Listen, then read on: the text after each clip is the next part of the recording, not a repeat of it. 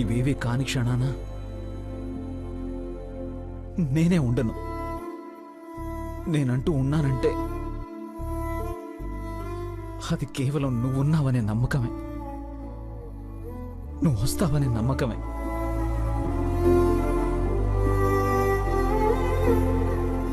నీకోసమే నిన్నే లోకం అనుకుని బతుకుతున్న ప్రాణం ఒకటి ఉందని గుర్తించు. నువ్వు కాదన్నా, కాకుండా పోయినా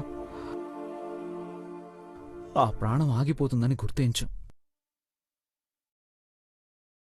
నా ప్రేమని